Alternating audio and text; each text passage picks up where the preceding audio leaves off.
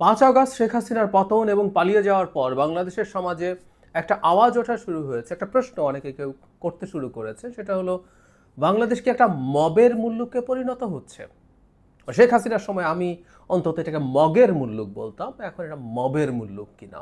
কারণ বিভিন্ন জায়গায় মব তৈরি হচ্ছে এবং তারা চাইলে যে কোনো কিছু করতে পারছে। In many of the cases অনেক ক্ষেত্রেই সরকার সেগুলো নিয়ে কোনো রকম কোনো বাধা দেয়নি। এই বাধা না দেওয়াটাই একটা এনকারেজ করার মতো ব্যাপার। মাঝখানে কিছুদিন এটা নিয়ে এক ধরনের আলাপ বন্ধ ছিল, এটার বিরুদ্ধে অবস্থান ছিল, কিন্তু খুব সম্প্রতি আবার দেখছি আমরা এটা ভিন্ন সংজ্ঞায়ন হচ্ছে, ভিন্ন নাম হচ্ছে, ভিন্নভাবে ব্যাখ্যা দেওয়ার চেষ্টা করা হচ্ছে এবং এটার পক্ষে সম্মতি উৎপাদনের চেষ্টা হচ্ছে। এটাকে আমরা এভাবে বলবো, এটা খুবই অ্যালার্মিং। এই দেশকে অরাজক পরিস্থিতিতে রাখার চেষ্টা আছে। কারা করতে চেয়েছেন, কেন করতে চেয়েছেন, সেটা নিয়ে কথা বলবো। যে প্রেক্ষাপটে আলাপটা হচ্ছে সেটা হলো, গতকাল আমরা আমাদের এই সরকারের প্রধান উপদেষ্টা প্রেস সচিব যারা শফিকুল আলমকে মব নিয়ে কিছু কথা বলতে দেখেছি। তার বক্তব্যটা শুনি এবং তিনি সহ আরও অনেকেই মবকে এখন জায়েজ করার চেষ্টা করছেন। কেন করছেন? যেন শফিকুল আলম বলছেন যে এটা মব না, যুগান্তরের হেডলাইন এরকম, এটা প্রেশার গ্রুপ। মানে মব না, এটা একটা প্রেশার গ্রুপ, তিনি এভাবে বলছেন। তিনি এখানে যা যা বলছেন সেগুলো বলছেন যে তার ব্যক্তিগত মতামত হিসেবে তিনি বলেছেন। প্রধান উপদেষ্টা প্রেস সচিব কতটুকু ব্যক্তিগত মতামত দিতে পারেন সেই আলাপ আমরা করব, কিন্তু তার চাইতে উনি আগে কি বলেছেন সেটা একটু শুনি। তিনি বলছেন মবের ক্ষেত্রে, যে মবের ক্ষেত্রে বলছে সেটি তৈরি হওয়ার গ্রাউন্ড কেন তৈরি হচ্ছে, কেননা সে তো ক্ষতিগ্রস্ত হয়েছে। গত 15 বছরে তো তার pressure group minimum civil liberty রাখা হয়নি, সে তো ক্ষতিগ্রস্ত হয়েছে। এখন তার যে কনসার্ন, গত 28 বছরের গত 28 জুলাই বাংলাদেশের শীর্ষ সাংবাদিকরা যে শেখ হাসিনাকে বলেছেন এদেরকে খুন করেন, পুলিশ কেন গুলি করছে না, কেউ কি বলেনি?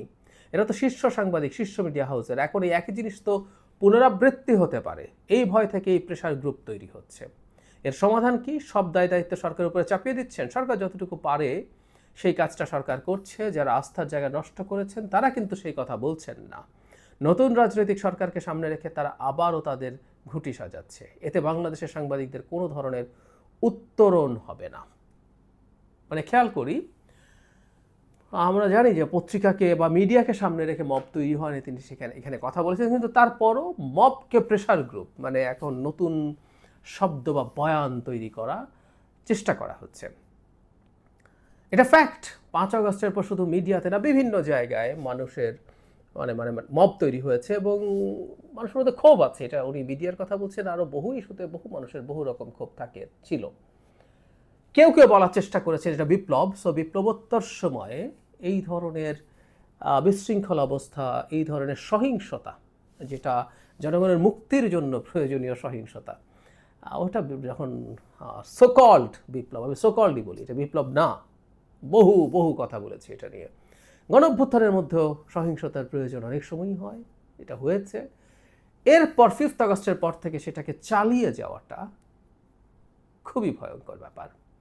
বাংলাদেশে 5 আগস্টের পর থেকে পুলিশ যখন খুব অ্যাক্টিভ ছিল না, তখন তাদের পক্ষে চাইলেও অনেক কিছু নিয়ন্ত্রণ করার সুযোগ ছিল না। কিন্তু পরবর্তীতে সব কিছু ঠিকঠাক হয়ে যাওয়ার পরও এই মবকে নিয়ন্ত্রণ সরকার করেনি।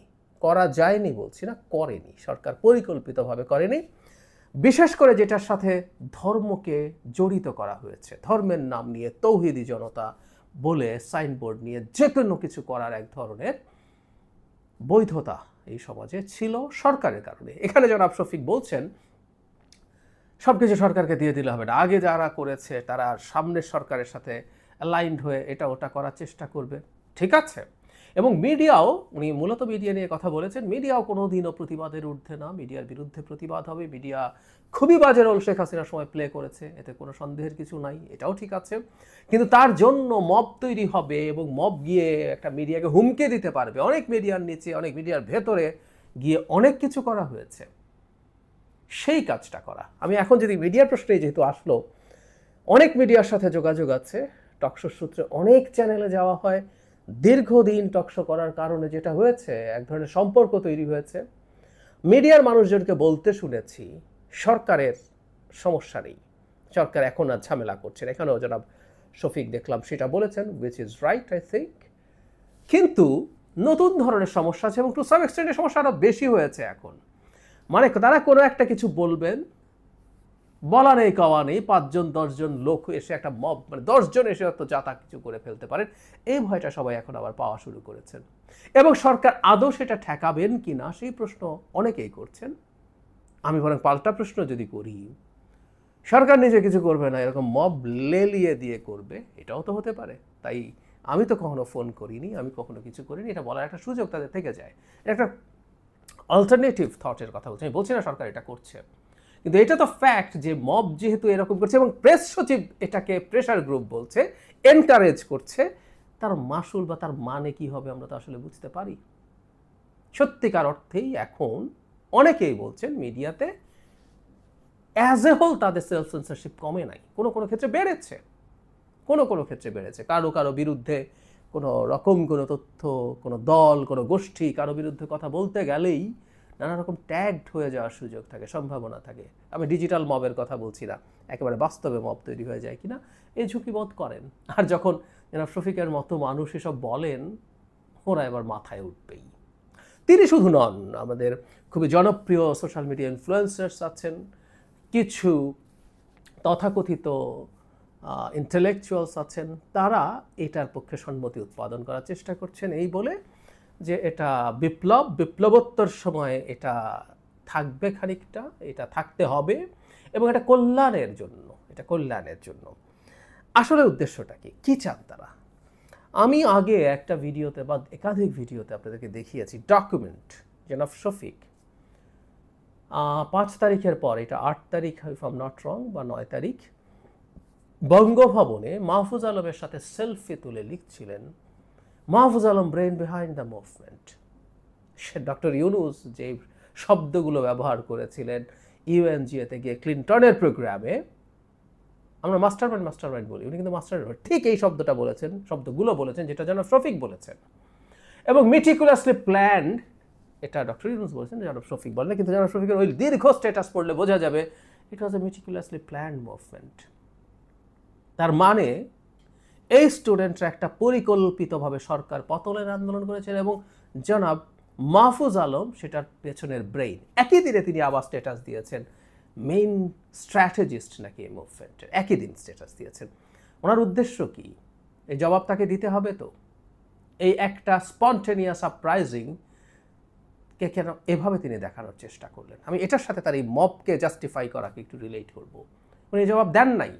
উনি যথেষ্টের বেশি এদেশের রাজনীতি চেনেন, রাজনীতি বোঝেন, উনি মাঠে ছিলেন, অত্যন্ত গুরুত্বপূর্ণ রোল প্লে করেছেন, উনি সাংবাদিক, কিন্তু আমরা সব সময় মনে রাখবো তিনি তার প্রতিষ্ঠানকে দিয়েও এই মুভমেন্টকে কীভাবে হেল্প করেছেন, কোনো সন্দেহ নাই। কিন্তু এই মুভমেন্টকে ভিন্নভাবে ব্যাখ্যা করে ভিন্ন জায়গায় নিয়ে যাওয়ার চেষ্টা যারা করেছেন, সর্বপ্রথম পাবলিকলি এই কাজটা জনাব শফিক করেছেন।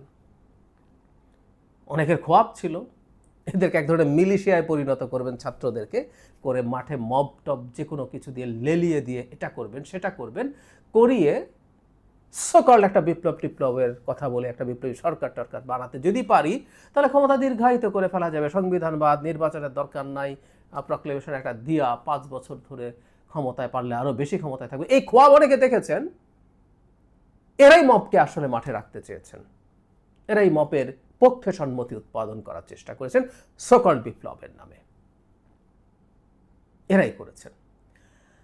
এখন আবার এই প্রবণতা শুরু হলো কিছুদিন থেকে, দেখছি কিছুদিন থেকে। এটা মূলত জনাব নুরুল হুদার গলায় জুতার মালা দেয়া এবং জুতা পেটা করার প্রেক্ষাপটে আলাপটা হয়েছে। এখানে বিএনপি জড়িত ছিল, সো হোয়াট, বিএনপির কেউ আর কেউ, নোবডি ক্যান ডু দিস, কোনোভাবেই হতে পারে না। এটার পর আবার এই আলাপটা আসলো এবং আবারও দেখা যাচ্ছে এটাকে জায়েজ করার চেষ্টা আছে, এটার পক্ষে সম্মতি উৎপাদন করার চেষ্টা আছে এবং এই প্রেক্ষাপটে দাঁড়িয়ে জনাব শফিকুল আলম এই আলাপ করছেন। আমি আগেও বলেছি, দেখিয়েছি, 5 বছর সরকারকে চাই টাইপের বিষয়ে স্ট্যাটাস পেলে উনি শেয়ার করেন, এমনকি একজন ওয়াজ করছেন যিনি ডক্টর ইউনূস যতদিন বেঁচে আছে ততদিন পর্যন্ত ডক্টর ইউনূস যেন ক্ষমতায় থাকেন, এরকম একটা ওয়াজ শেয়ার করেছেন। উপরে অবশ্য শফিক একটা ইনিশিয়াল দিয়েছেন যে না আমরা কিন্তু ইলেকশন করে চলে যাবো, কিন্তু ওটা উনি শেয়ার করছেন। সো সো ওনার 5 বছরের খোয়াব কিন্তু দীর্ঘদিন থেকে ছিল, এটা ফর শিওর, এটা এখনও সম্ভবত আছে, খুবই আছে সম্ভবত। সেই কারণেই আবার এই মবের পক্ষে সম্মতি হতে পারে। এখনও যদি মব তৈরি হয়, সেটা মিডিয়া বা অন্য কোথাও আমরা বলতেই পারি এটা প্রেশার গ্রুপ, মব বলবেন না। এবং এই মব বলা হয়, অনেকে মাইন্ড করেন, আমি দেখেছি। এই কাজটা করেছেন এবং তিনি সরকারের এত গুরুত্বপূর্ণ পদে থাকা একজন মানুষ হয়ে এই কাজটা করছেন। ভয়ঙ্কর ব্যাপার। মিডিয়া হোক বা অন্য কোনো প্রতিষ্ঠান হোক, আমি বলছি না মিডিয়ার স্খলন ছিল না। শফিক ভাই যেভাবে এই মিডিয়ার অবজার্ভ করেছেন for very long period, Sheikh হাসিনার সময় আমরা খুবই ক্লোজ অবজারভেন্ট ছিলাম, খুবই ক্লোজলি দেখেছি, বুঝেছি। এটা মিডিয়া বা আরও বহুজনের বিরুদ্ধে, বহু কিছুর বিরুদ্ধে অভিযোগ হতে পারে, কিন্তু এটাকে মবের মূল্যক বানিয়ে যা তা করা হচ্ছে আসলে ওই অ্যানার্কিটা তৈরি করা, ওই অ্যানার্কি তৈরি করে ওই যে মাও জেদং তার কালচারাল রেভলিউশনের সময় কতগুলো খুব ইয়াং স্কুলের পোলাপানকে, মানে খুবই নিচু ক্লাসে, একটু স্কুলের ছোট বাচ্চা, ছোটো মানে আবার একটু উঁচু ক্লাসের, মানে তারা টিন বা আর্লি অ্যাডাল্ট, এই ধরনের রেড শার্ট বলে নামিয়ে দিয়েছিল, ওরা দাপিয়ে বেড়াচ্ছিল, ওকে মারে তাকে ধরে, যা ইচ্ছে তা করে, এরকম একটা কিছুর জন্যই কারো পরিকল্পনা আছে। এবং আমি সাম্প্রতিক সময়ে এই মব নিয়ে আলাপে আমি একটা জিনিস ধারণা করি, এই খোয়াব এখনও শেষ হয়নি। ফেব্রুয়ারিতে নির্বাচনের যে আলাপ আছে, সেই আলাপ ডক্টর ইউনূস যদি হোল হার্টেডলিও নিয়ে থাকেন, তিনি যদি চিন্তার বা চেষ্টার পার্ট নাও হয়ে থাকেন, একটা অংশের মধ্যে এই ঘটনাটা রয়েই গেছে। আমাদের সতর্ক থাকতে হবে, আমাদের খুবই সতর্ক থাকতে হবে।